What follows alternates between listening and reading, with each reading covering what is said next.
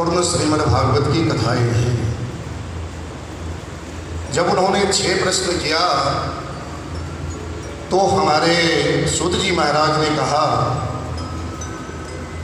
महाराज आपने जो प्रश्न किया है ये प्रश्न का उत्तर देने से पहले मुझे तो सुखदेव भगवान का जो है चरणों में वंदना करना पड़ेगा और उनका अवतरण का कथा जो है पहले मैं आपको बताना चाहूँगा। बोलिए आनंद कंद भगवान की जय। कहा महाराज नारद, आज भी समाज में जो इधर की बातें इधर उधर करता है ना, कहते भैया ये नारद हो गया। लेकिन नाम का शब्द का जो है अपभ्रंशता हो गया। नारद बनना, नारद होना बड़ी कठिन होती है। नारद कहा जाता है, संस्कृत में कहा गया है नारं ज्ञानं ददाति इति नारदः, जो ज्ञान दे, आपको अंधेरे से प्रकाश में लाए, उसका नाम नारद होता है।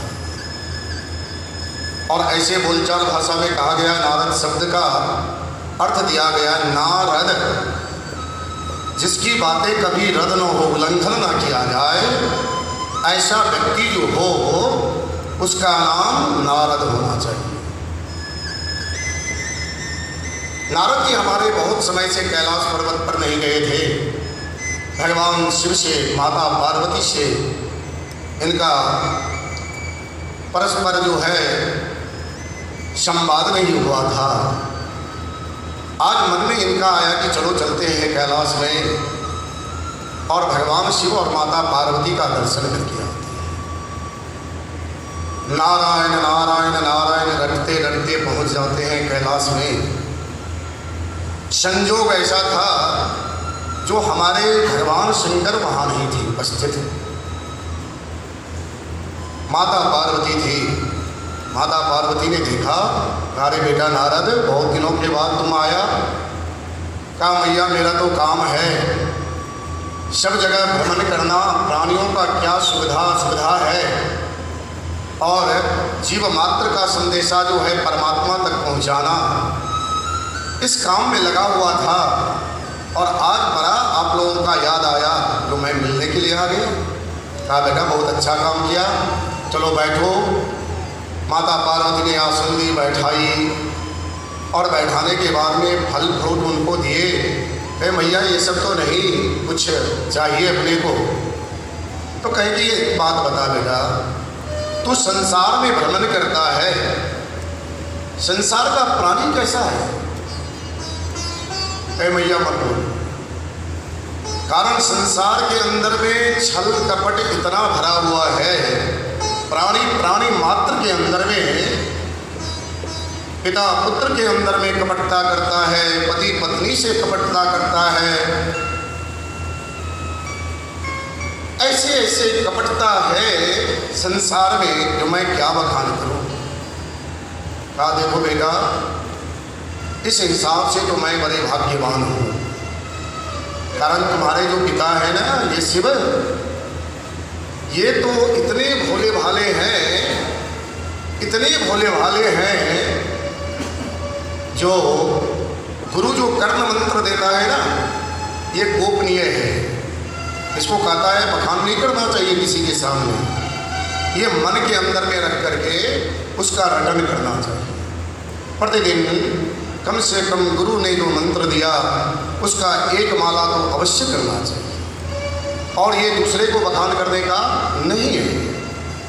लेकिन देखो तुम्हारे भगवान ये शिव जो हैं इतने मतलब भोले भाले हैं, जो उन्होंने उनको गुरु मंत्र वो क्या जाप करते हैं ये भी मुझे बता दिया। भाई मैया ये तो बड़ी अच्छी बात है, अगर भोलेनाथ आपसे कोई प्रकार का आप दोनों के बीच में अगर प्रपंचता नहीं है, छल नहीं है, अगर पारदर्शिता है तो ये तो बहुत अच्छी बात है। लेकिन माता एक बात बताओ, इतने ही अगर भगवान शंकर भोलेनाथ पारदर्शिता है, आपको कभी बताया कि उन्होंने ये जो मुंड का माल पहन रखे हैं, ये किसका माला है? अब तो माता पार्वती के मन में शंका आ गया, हाँ ये तो बात बताइए।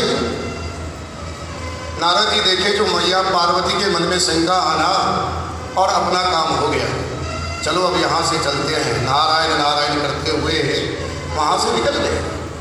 मार्ग में हमारे भोलेनाथ आ रहे थे। अरे नारद इतना वेग में कहाँ तुम जा रहा है? अब प्रभु आप ही के हिमालय में आए थे, आपका तो दर्शन अभी हो गया और मैया पार्वती का दर्शन हो गया, कैलाश में रहने वाले सारे जितने भी आपके गण हैं सबका दर्शन हो गया, अब चलते हैं। इतना जल्दी शीघ्रता क्या है? आज तो तेरा कदम कुछ ज़्यादा ही चल रहा है।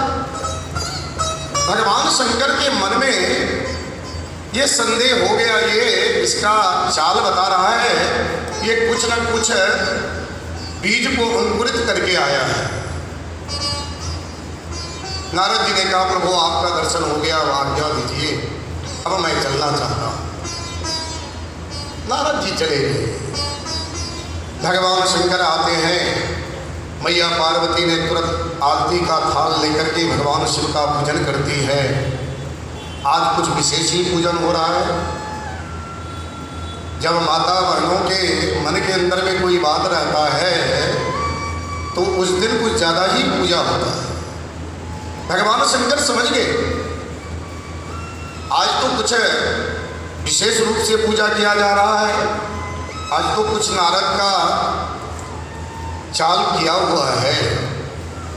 झट सुवर्ण के थाल में सुंदर सा पकवान बना करके माता पार्वती लाती है और परोस करके खिलाने लगती है। जब भगवान वहाँ पर में भोजन करने लगते हैं तो मैया जो है पंखा झेलने लगती है। ये सब सभ्यता हमारे पुराने ज़माने में था। आजकल तो ये सब सभ्यता धीरे धीरे हमारे विज्ञान के कारण उठ गया। स्विच दबा दो पंखा चल रहा है, आपे आप जिम रहा है। पहले भोजन कराना भी एक बहुत बड़ा कला है। भागवत में आएगा प्रसंग, मैं बताऊंगा। भोजन परोसना एक कला है, भोजन कराना एक कला है। किस हिसाब से कराना चाहिए, ये 64 कला के अंदर में एक ही कला आता है। सबको भोजन कराने नहीं आता, भोजन कराने का भी विधि होता है। तो मैया पार्वती ने स्वर्ण की थाल में नाना प्रकार का व्यंजन सजा करके लाती है और भोजन परोस दी, आसन लगा दी। भगवान शंकर बैठ गए, मैया पंखा झेलने लगी। पंखा झेल रही है, भगवान शंकर से कहने लगी प्रभु।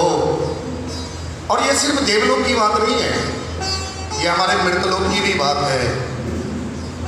जितना भी कुछ पर्दे की बात है, माताएं बहनें खाना खिलाते के समय में अपने पतिदेव को सुना कहा खिला देती है। कारण और तो समय पतिदेव जो हैं उनको समय ही नहीं देते हैं। तो ये एक समय, समुचित समय, शांति से श्रवण करने का समय मिलता है। तो उस समय में सारा जितना भी कहा गिला शिकवा रहता है वो सारा परोस देती है। हमारे मैया पार्वती ने कहे प्रभु ऐसे तो आप भोलेनाथ हमसे बहुत अथाह स्नेह करते हैं, इसमें कोई संदेह नहीं है, ये मैं मानती हूँ। भैया इसमें संदेह की क्या बात है? मैं और तुम ये तो सिर्फ शरीर अलग अलग है, आत्मा तो एक है हम दोनों का। इसमें हमारा और तुम्हारा कहाँ से आ गया? कहीं नहीं प्रभु कोई बात नहीं है।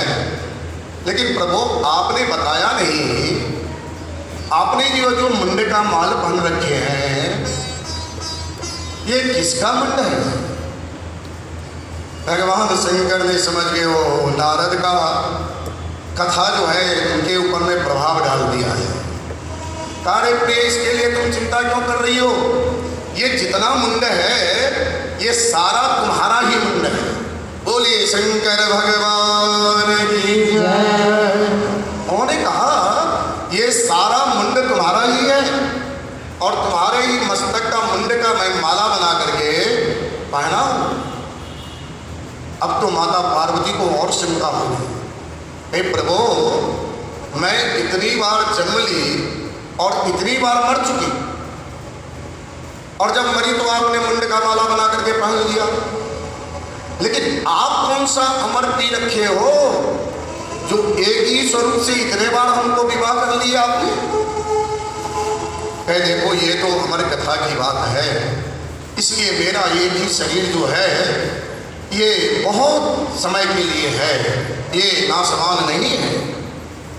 कह तो ये तो आपका छल है, अगर ये कथा आप मुझे भी बता देते तो मैं भी आपके साथ में इतने दिवस तक रह सकती थी, मुझे भी बार बार जन्म और मरण के चक्कर में नहीं पड़ना पड़ता।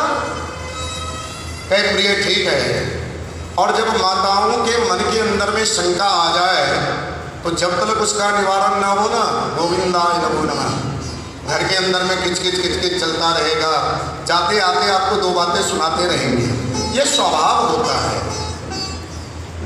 भगवान शंकर ने कहा कि देखो प्रिय ये अमर कथा है, ये हर किसी को सुनाना संभव नहीं है, और हर कोई इसका सदुपयोग करेगा ये भी संभव नहीं है। इसलिए आप ये देखो जो इस समय हमारी कथा कोई और तो नहीं सुन रहा है, ये हमारे हिमालय पर्वत के ऊपर में और तो कोई प्राणी नहीं है, आप जो है सो देख करके आओ। उन्होंने गया और जाकर के देखा माता पार्वती ने, तो देखते हैं जो पर्वत के ऊपर में कोई नहीं है, एक विगलित अंडा है। मैंने कहा ना भाव, कथा के अंदर में प्रसंग आता है जो मित्र, गुरुजन और मंदिर कभी भी खाली हाथ नहीं जाना चाहिए, और ये भाव से जो तुलसी का माला बना करके लाए हैं ये बहुत बड़ी भाग्य है। श्रद्धा विश्वास रूपिणो, कल मैंने कथा में कहा था पहले श्रद्धा चाहिए, और जब तक श्रद्धा नहीं आएगा तो विश्वास नहीं आएगा। तो ये माताएं मन में विचार करके प्रातः काल से तुलसी चुन करके इतना सुंदर माला हमारे श्रीमद् भागवत जी के लिए इन्होंने बना करके लाया, ठाकुर जी के लिए बना करके लाया। तो भगवान कहते हैं जो हमें भजे हम ताई भजे। हे नारद, मैं और किसी का भजन नहीं करता हूँ, जो 24 घंटा मेरा पुनर्वाद करते रहता है, मेरा हमेशा ख्याल रखता है। हालांकि भगवान को कुछ चाहिए नहीं, लेकिन वो भाव से जो मन के अंदर में उनका चलते रहता है। रामचरितमानस के अंदर में लिखा हुआ है, कलयुग कर पुनीत प्रतापा, मानस पुण्य होई नहीं पापा। कलिकाल का अगर बहुत बड़ा गुण है ना, तो कलिकाल के अंदर में बहुत बड़ा गुण है।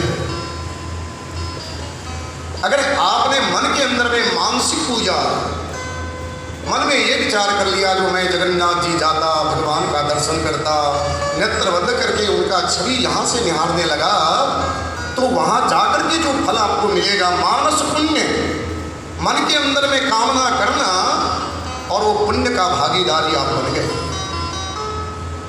लेकिन अगर हो ही नहीं पापा, कलिकाल के अंदर में अगर मन में किसी का पाप उत्पन्न भी हुआ, और जब तक पाप कर्म आप नहीं करेंगे तब तक आप वो पाप के भागीदार नहीं बनेंगे। तो ये पुण्य है।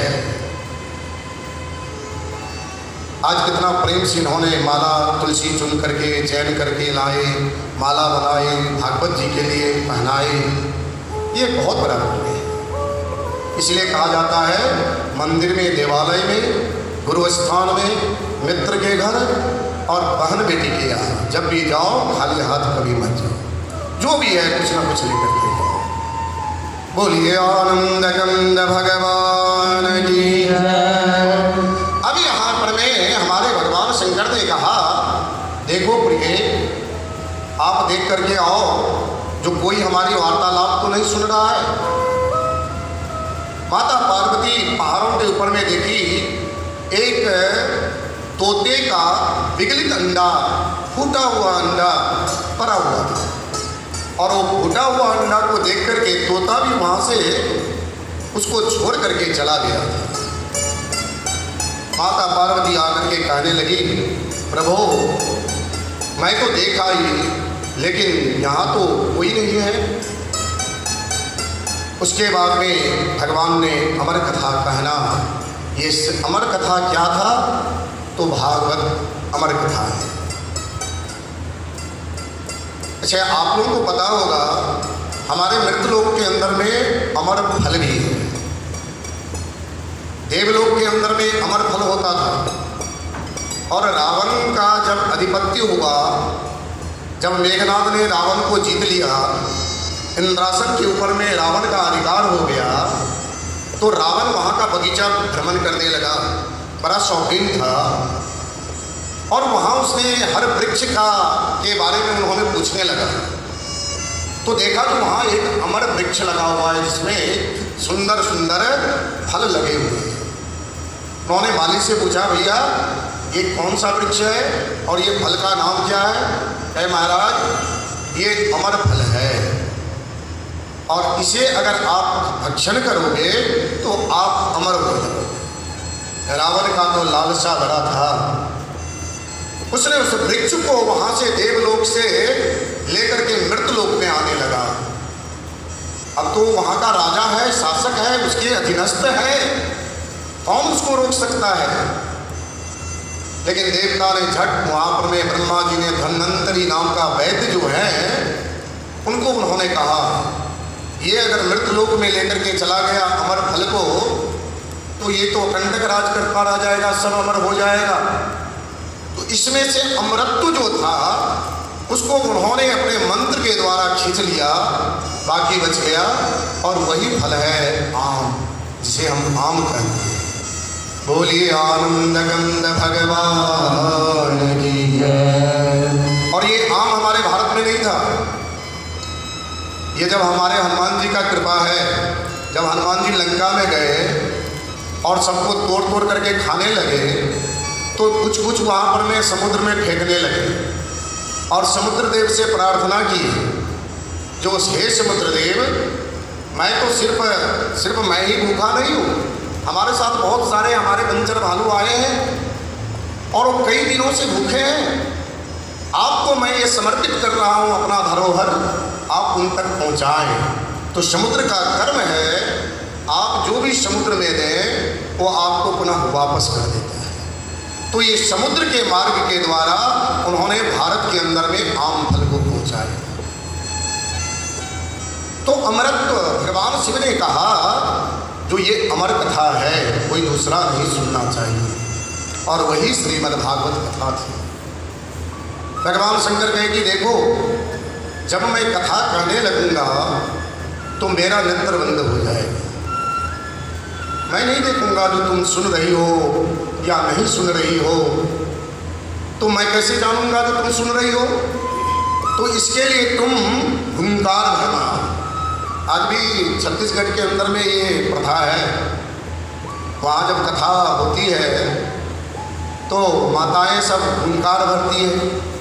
एक बार तो गोविंदाय ने बोला, मैं गड़बड़ हो गया, मैं कथा कर रहा था, वहाँ पर मैं हर शब्द के ऊपर में होने लगा। अब मैं देखा कि ये आवाज़ कहाँ से आ रहा है, अब मेरा ध्यान बटने लगा। तो मैं तो ध्यान बटने से कथा से मन भटक जाएगा, प्रसंग से मन भटक जाएगा। तो मैंने देखा जो आखिर ये कहाँ से आवाज़ें आ रही हैं, तो मैंने देखा आइए, तो मैंने देखा जो एक माताएं जो है वो हुंकार भर रही है। मैंने कहा, माता ये कैसा हुंकार है? उन्होंने कहा, मैं उनके बातों को सत्य साबित हुआ, लेकिन मैं कहा माता कृपा करके आप हमारी कथा में हुंकार न भरें। वो तो भगवान शिव थे जो नेत्र बंद करके कथा कर रहे थे, लेकिन मैं तो शिव नहीं हूँ, मैं तो थोड़ा आँख खोल करके कथा कर रहा हूँ, इसलिए मैं देख रहा हूँ जो हमारे श्रोता जो हैं ये श्रवण कर रहे हैं कि नहीं कर रहे हैं। इसलिए आप जो है ये हुंकार बंद करें। तो माता पार्वती हुंकार भरने लगी और भगवान शंकर नेत्र बंद करके कथा कहने लगे, कथा कहने लगे, कहने लगे, कहने लगे। कथा होते होते हमारे माता पार्वती का वो आलस्य आ गया और माता पार्वती सोने लगे। जब सोने लगे ये अमर कथा के प्रभाव से वो जो पिघलित अंडा था उसमें जीव आ गया और वहाँ सुंदर सा तोता का बच्चा जो है, सुगा का बच्चा, वो वहाँ प्रकट हो जाता है और मन लगा करके सुनने लगा। जब उन्होंने देखा कि जो ये माता पार्वती तो शयनावस्था में जा रही है तो ये प्रभु तो बंद कर देंगे कथा, और कथा का रस इतना लगा उस तोता को, ये जीवनदायिनी कथा है, तो उसने हुंकार भरना माता पार्वती की जगह में आरंभ कर दिया। जब भगवान शंकर ने कहा, जब कथा विश्राम लेने लगा और जोरों से आवाज लगाए, बोलिए वृंदावन बिहारी लाल की जय। माता पार्वती का नेत्र खुला और माता पार्वती ने देखा, कहा प्रभु अरे आप जो कथा कर रहे थे ना, जिस समय में आपने कहा, जो जब उद्धव जी को पता चला जो भगवान ये धराधाम को छोड़ करके जा रहे हैं, तो उद्धव जी भगवान के पास गए और उन्होंने कहा, योगेश योग विन्यास योगात्मन योग संभव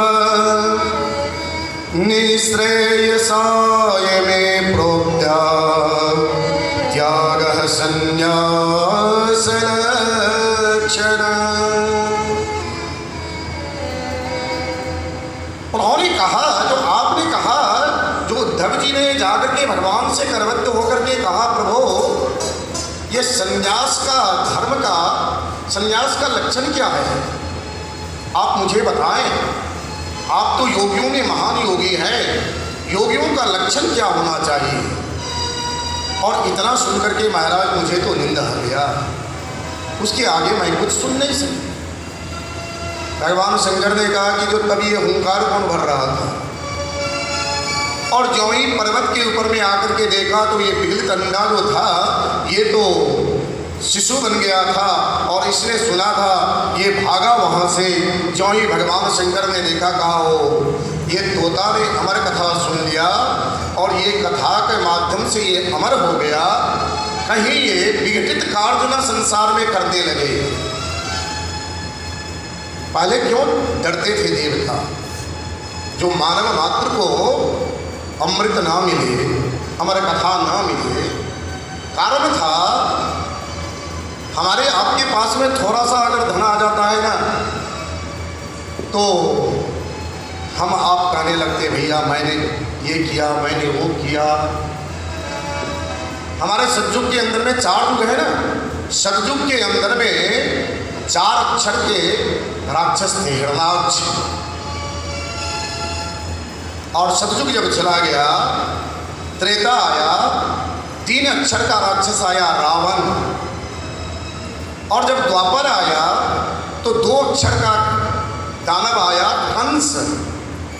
और ये जब कलिकाल है, इसमें 1 अक्षर का दानव जन जन के अंदर में व्याप्त है, वो क्या है, मैं। ये अहंकार रूपी जो दानव है, ये हमें नाश की ओर लेकर के जाता है। भगवान इसलिए डरते थे, जो ये मानव को अगर ये अमृत मिल जाएगा तो ये कहीं विघटन कार्य करने लगा तो ये सृष्टि का विनाश हो जाएगा, इसलिए किसी को देना नहीं चाहते थे। भगवान शिव वहाँ से त्रिशूल चलाए और ये तोता जो है भागते भागते भागते भागते हमारे व्यास जी के आश्रम में वहाँ पर में आ जाते, सरस्वती के किनारे। और जब उस आश्रम के अंदर में आया उन्होंने, तो व्यास आश्रम का इतना वरदान था जो वहाँ के 5 किलोमीटर के दायरे में कोई भी वस्तु उनके आज्ञा के बिना प्रवेश नहीं कर सकता था। तोता तो प्रवेश कर गया, लेकिन भगवान का त्रिशूल जो है वहाँ से निरंतर वापस होकर के कैलाश चला गया। तोता प्रवेश करके देखा तो व्यास की पत्नी, उनका नाम था, कहा जाता है बिटका। व्यास की पत्नी का नाम बिटका था, जिन्होंने कि उनका अभ्यास था, बहुत सारे जन का अभ्यास रहता है, जब वो शयन करेंगे ना तो मुंह को खोल देंगे, मुंह खुला रहेगा और गोविंदाय नमो नमः। तो बिटका जो थी, इनका मुंह खुला था और ये शयन अवस्था में थी। हमारे तोता को समय मिल गया और इनके मुख के मार्ग से इनके गर्भ में जाकर के स्थापित हो जाता है। कहा जाता है 12 वर्ष तक व्यास की पत्नी के उदर में हमारे सुखदेव भगवान रहे। जब 12 वर्ष बीत गया तो व्यास जी ने जाकर के कहा, रे पुत्र, आप कितने वर्ष तक माँ के उदर में रहोगे? जानते हो माँ को कितना कष्ट होता है, उठते बैठते खाते पीते हमेशा माँ को कष्ट ही कष्ट है, ना कुछ ढंग से खा सकती है, ना कहीं जा सकती है, इसलिए आप बाहर आ जाए। सुखदेव भगवान ने कहा, पिताजी मैं बाहर नहीं आऊँगा। कहा क्यों, आप बाहर क्यों नहीं आओगे? कहा मुझे डर है, ये संसार जो है, ये भूमंडल जो है, ये माया का है, माया के अधीनस्थ है, और जब मैं इस भूमंडल के ऊपर में आऊँगा तो ये माया जो है अपने जाल के अंदर में मुझे फांस लेगी, इसलिए मैं ये माया के जाल में फंसने के लिए जाने के लिए तैयार नहीं। हाँ, अगर भगवान कृष्ण आकर के हमको कहें जो ये माया जो है आपको कुछ ना करेगा, तब मैं जाकर के ये मृतलोक में आऊँगा। भगवान कृष्ण ने आश्वासन दिए। 12 वर्ष के बाद में हमारे सुखदेव जी भगवान ये धराधाम पर आए। बोलिए सुखदेव भगवान की। और ज्यों ही आए तो हमारे सुखदेव भगवान ने दंड कमंडल उठाया और उठा करके वन की तरफ दौड़ लगा दी। वन में जब जाने लगे तो व्यास का पुत्र है, हा पुत्र कहते हुए पीछे पीछे दौड़ने लगे। दौड़ते दौड़ते लेकिन हमारे सुखदेव के कानों में अपने पिता की आवाज नहीं आई। जाकर के गुफा के अंदर में जाकर के बैठ गए। व्यास जी निरंतर उदास रहने लगे। कहे, यम प्रवजनंतमनुपेतमपेत कृत्यम द्वैपायनो विरह कातर्या जुहावः पुत्रेति तन्मयतया सर्वोऽभिनेदुस्तं सर्वभूतहृदयं मुनिमानतोऽस्मि। इतने पुत्र का जो है आज पुत्र मोह में हा पुत्र करते करते इनका पुत्र जो है इनके बातों के ऊपर में ध्यान नहीं दिया और कंदराव गुफाओं के अंदर में जाकर के वहां पर में तपस्या करने लगे। इस प्रकार उन्होंने सुखदेव भगवान का जन्म को बताया। कहा, महाराज आपका पहला प्रश्न था जो मानव का धर्म क्या है। धर्म तो ऐसे कहा गया है जो धर्म बहुसंख्यक है, बहुत प्रकार का धर्म है। इस संसार के अंदर में धर्म का